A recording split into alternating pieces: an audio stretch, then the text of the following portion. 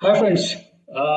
ये वीडियो बहुत ही हिला देने वाला है आपको, उन लोगों के लिए जो इंश्योरेंस इंडस्ट्री में काम कर रहे हैं या एलआईसी एजेंट हैं या किसी और कंपनी के एजेंट हैं।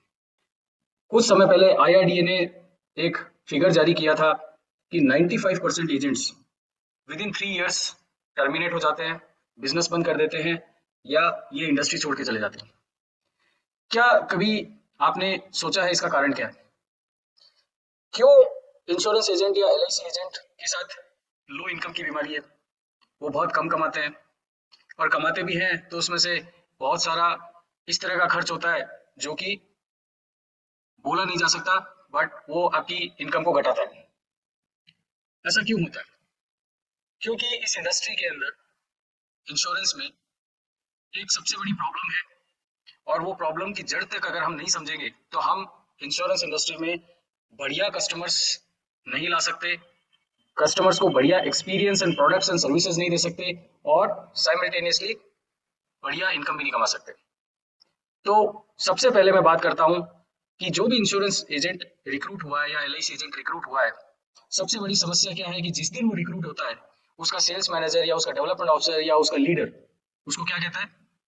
चल बैठ जा, 50 जनों की लिस्ट बना या 100 जनों की लिस्ट बना और लग जा काम पे। क्या कभी आपने कोई भी बिजनेस ऐसा सोचा है, चाहे वो पान वाले का बिजनेस समझ लें, कि उस पान वाले ने कभी ये कहा हो कि मेरे ये जो 50 रिश्तेदार हैं सिर्फ यही मुझसे पान खरीदने आएंगे मेरी दुकान पे पूरे साल भर? और इंश्योरेंस एजेंट या एलआईसी एजेंट अपनी पूरी जिंदगी सिर्फ उस 50 100 के सर्कल में गुजार देता है, इस होप में कि उसको रेफरेंस मिलता रहेगा, वो आगे बढ़ता रहेगा। और इसका सबसे बुरा इम्पैक्ट क्या है आपके रिलेशंस पे? क्योंकि रिलेशंस में जब हम बिजनेस करने जाते हैं तो ऑब्लिगेटरी बिजनेस मिलता है। ऑब्लिगेटरी बिजनेस का मतलब क्या होता है कि आप आए हैं, मैं जानता हूं आपकी हेल्प कर रहा हूं, इसलिए ठीक है। तो ये जो तरीका है, ये सबसे बुरा तरीका है इस इंडस्ट्री के अंदर, जो कि एक प्रैक्टिस बनी हुई है, ट्रेडिशनल प्रैक्टिस है। आप अपने आप को एक ब्रांड क्यों नहीं क्रिएट करते? हम पूछेंगे कि ब्रांड से क्या होगा? अगर देखें तो अननोन आदमी हमेशा ब्रांड खरीदता है।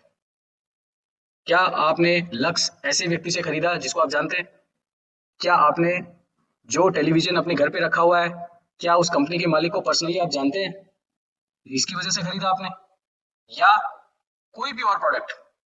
लेकिन यहाँ पे हमें रेफरेंस चाहिए, रिलेशन चाहिए, तो ही जाकर के हम काम करें, या तो ही हम काम कर पाएंगे। और यही टीम लीडर्स आज तक समझाते आए हैं, यही एलआईसी डेवलपमेंट ऑफिसर समझाते आए हैं, यही टीम लीडर्स समझाते हैं। और यही एक कारण है कि इस फील्ड के अंदर सक्सेस होने वाली प्रोबेबिलिटी 5% से भी कम है, और जो लोग सक्सेस हो भी जाते हैं उनका सक्सेस होने का जेस्टेशन पीरियड बहुत लंबा है।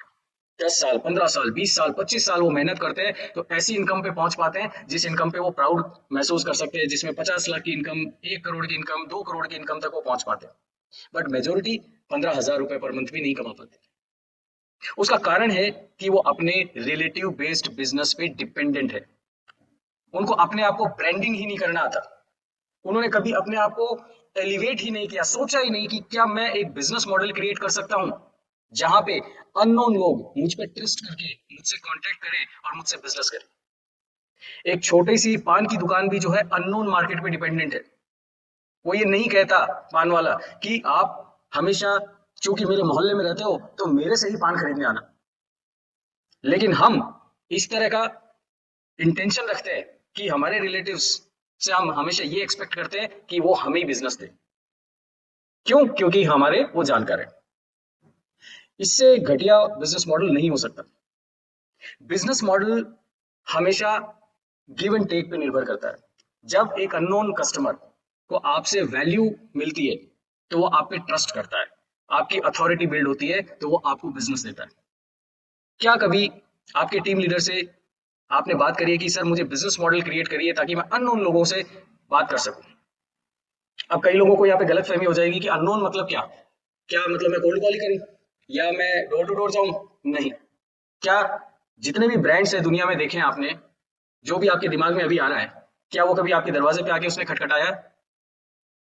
क्या वो ब्रांड से आपको कॉल कॉलिंग आई है कि सर ये सैमसंग की वॉशिंग मशीन है, क्या आप लेंगे क्या? सर आज ले लीजिए। इस तरह के कॉल्स आए हैं? कभी नहीं आते। Brands pulls the customer in. Brands के पास कस्टमर चला के जाता है। अगर आप ब्रांड नहीं है तो आप ही कस्टमर के पास जाएंगे, और तब क्या होगा? तब ये होगा कि आप रिसीविंग एंड पे है। कस्टमर आपको वैल्यू कम देता है, उसका रिजल्ट कस्टमर को भी वैल्यू कम ही मिलती है। जब ब्रांड की बात होती है तब कस्टमर उसको वैल्यू ज्यादा देता है और उसको भी वैल्यू ज्यादा मिलती है, मल्टीपल फोल्ड में वैल्यू मिलती है। तो क्या आपने कभी अपने आप को ब्रांड क्रिएट किया है? नहीं, क्योंकि आपके टीम लीडर ने कभी ये सिखाया ही नहीं। मैं इस चीज को बहुत गुस्से से, बहुत एग्रेशन से इसलिए कह रहा हूं कि इस इंडस्ट्री का ये पेन पॉइंट है, और इसी वजह से डेवलपमेंट ऑफिसर, टीम लीडर और sales managers of insurance company हमेशा एजेंट बनाने के पीछे भागते रहते हैं, और एजेंट बनने वाला आगे और भागता रहता है और कस्टमर उससे भी आगे भाग रहा है। इसका मतलब ये नहीं है कि इंश्योरेंस प्रोडक्ट्स खराब है या इंश्योरेंस बिजनेस अच्छा नहीं है, नो। कई लोग ऐसे हैं इस इंडस्ट्री के अंदर जो अपने आप में बड़े ब्रांड बन चुके हैं, और कस्टमर वहां पे उनसे अपॉइंटमेंट लेते हैं, फीस पेमेंट करके वो प्रोडक्ट लेना पसंद करते हैं। बट ये 95% के साथ नहीं।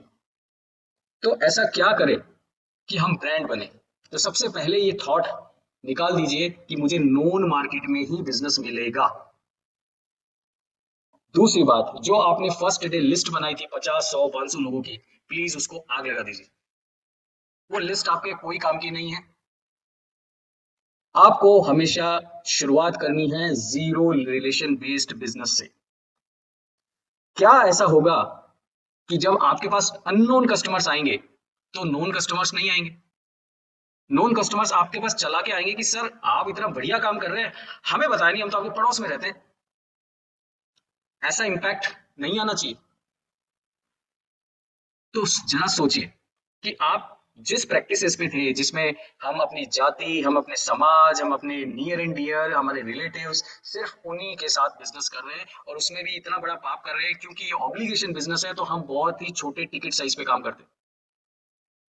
इससे ना तो कस्टमर का भला होता है जो कि आपका रिलेटिव है, और साथ ही साथ आपका भी भला नहीं होता है क्योंकि आप इस इंडस्ट्री में टिके नहीं रहते। आप आधा अधूरा इन्वेस्टमेंट उनका करा जाते हैं, फिर वो ऑफिसर्स के चक्कर काटते हैं, और ऑफिसर्स के चक्कर काटने के बाद वो इतने डिससेटिस्फाई होते हैं कि वो इन्वेस्टमेंट ड्रॉप्स कर देते हैं, जिसकी वजह से उनका बहुत भारी नुकसान होता है। तो त्रिआयामी लॉस होता है, तीन तरीके से लॉस होता है।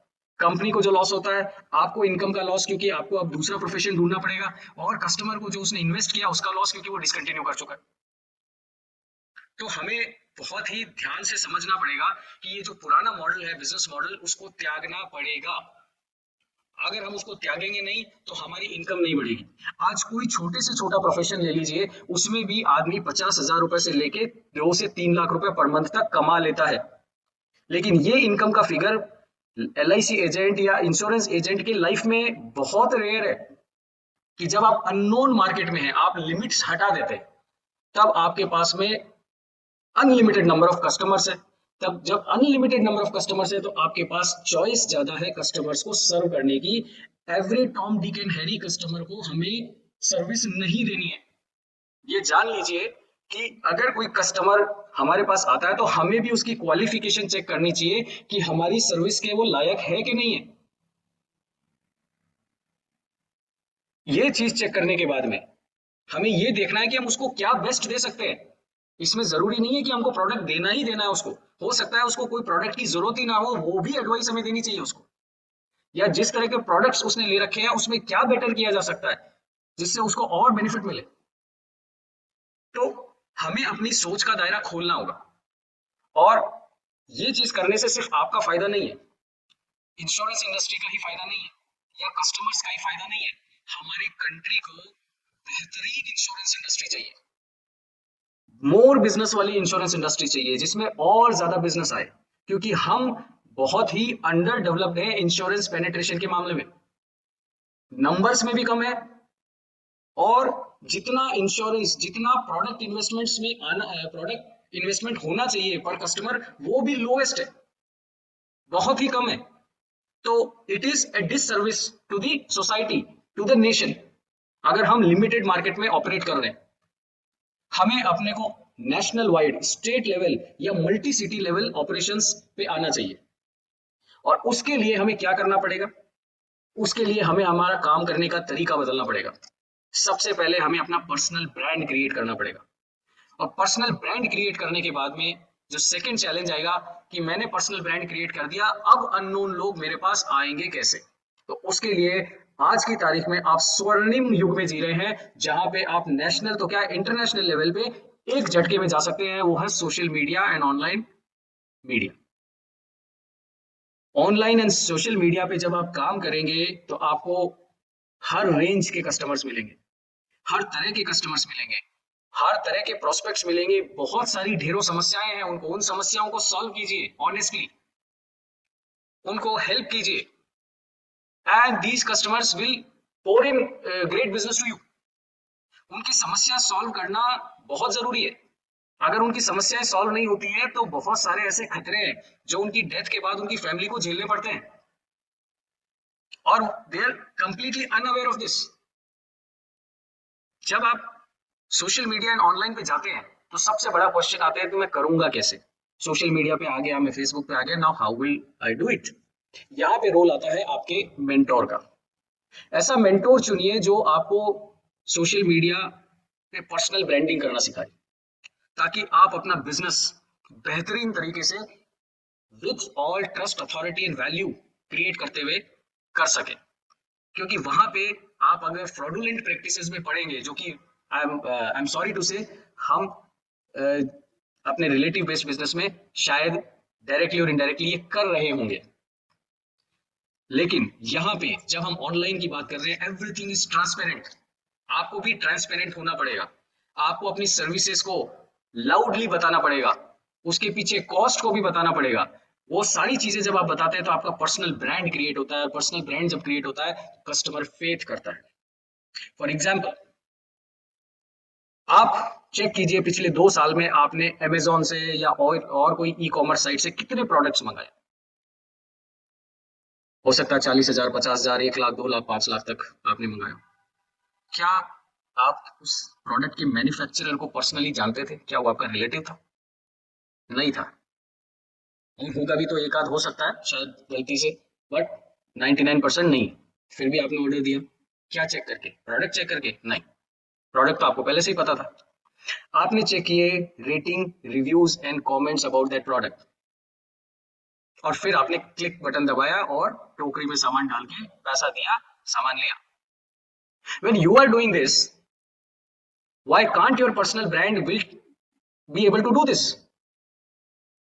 सोच के देखिए, जब आप खुद खरीद रहे हैं अननोन मार्केट से बिना कोई जान पहचान के, तो आपका जब पर्सनल ब्रांड बनेगा तो आपसे कोई क्यों नहीं लेगा?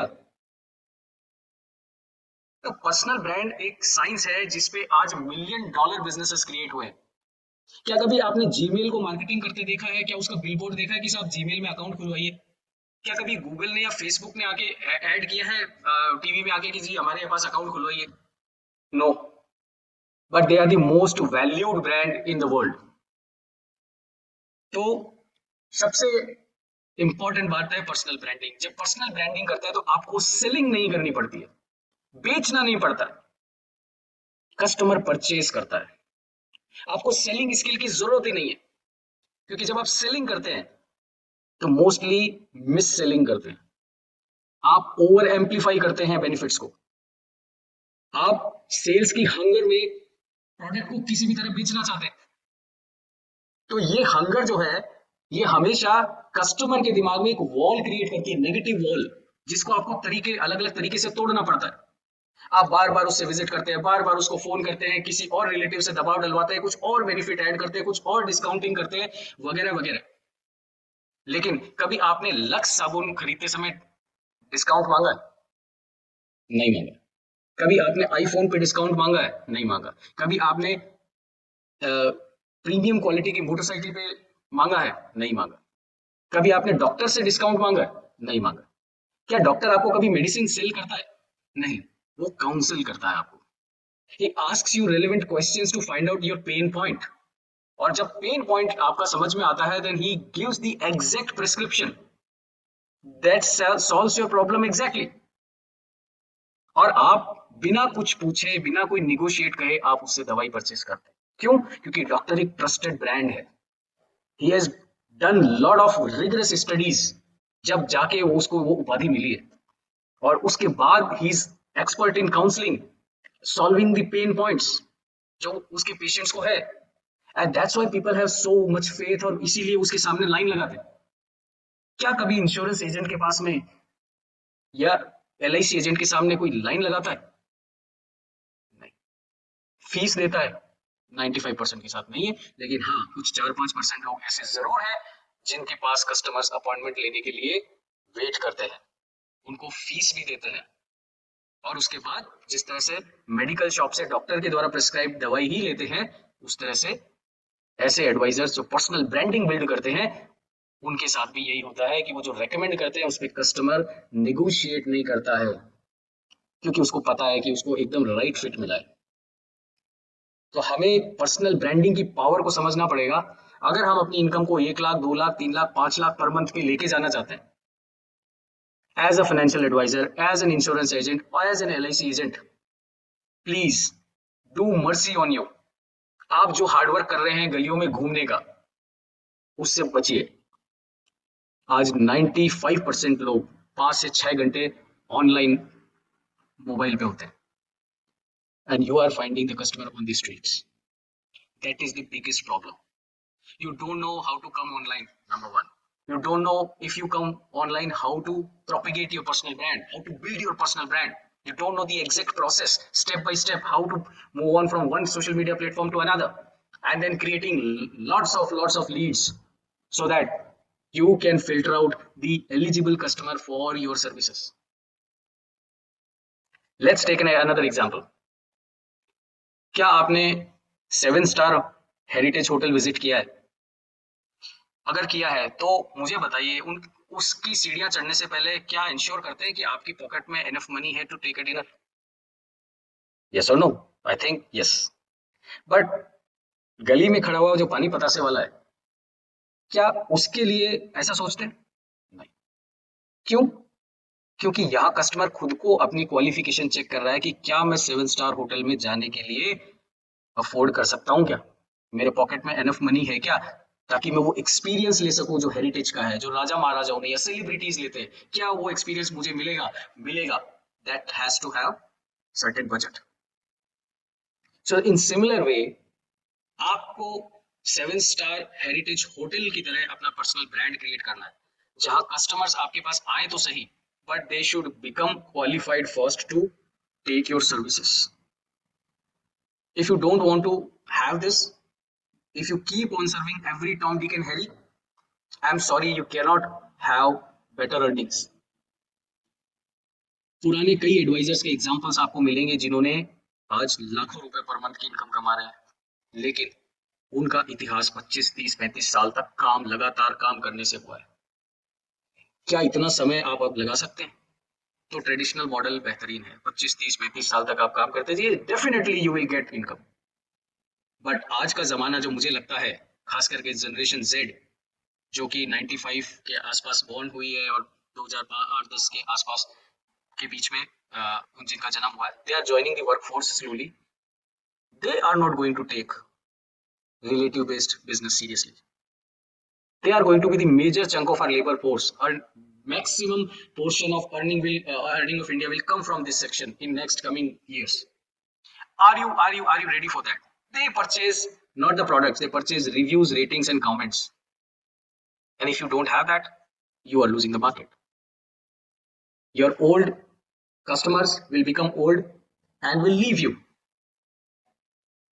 The new customers are coming here who are having 8 hours consumption on internet. Are you ready to cater them? Do you have a process of building your personal brand before that? If yes, how you will do it? What is the exact mechanism that you need to work out? So my friends, if you seriously want to build your business in financial advisory,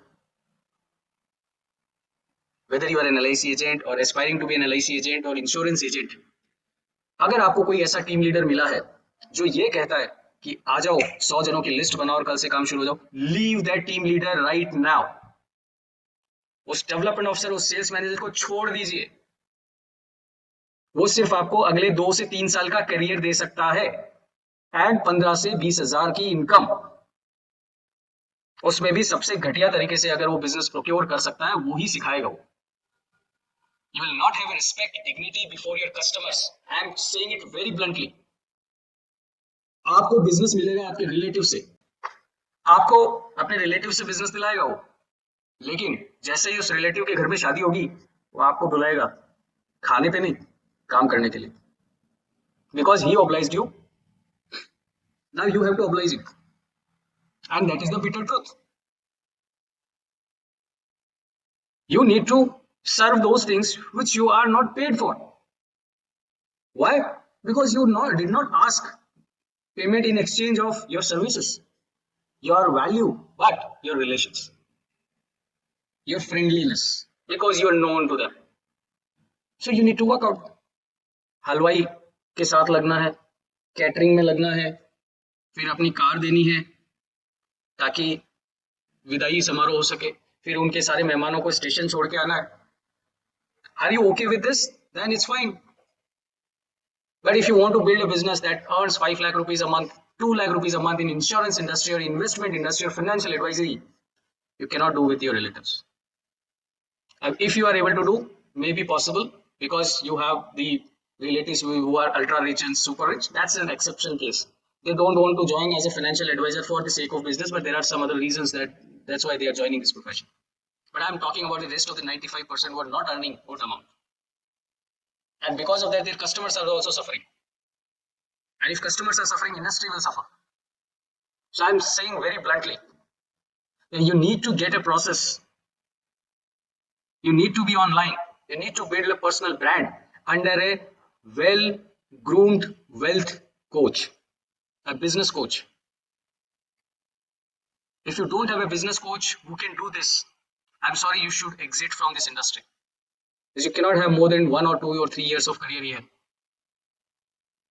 But if you want to scale up to a level where you can pass on this business to future generations with proud dignity and respect and high earning, then of course the way out, which I've told you in last several minutes, is the only way out. Find out a business coach who can make it, who can build it. Then only you will make it. Thanks friends. Thanks for joining.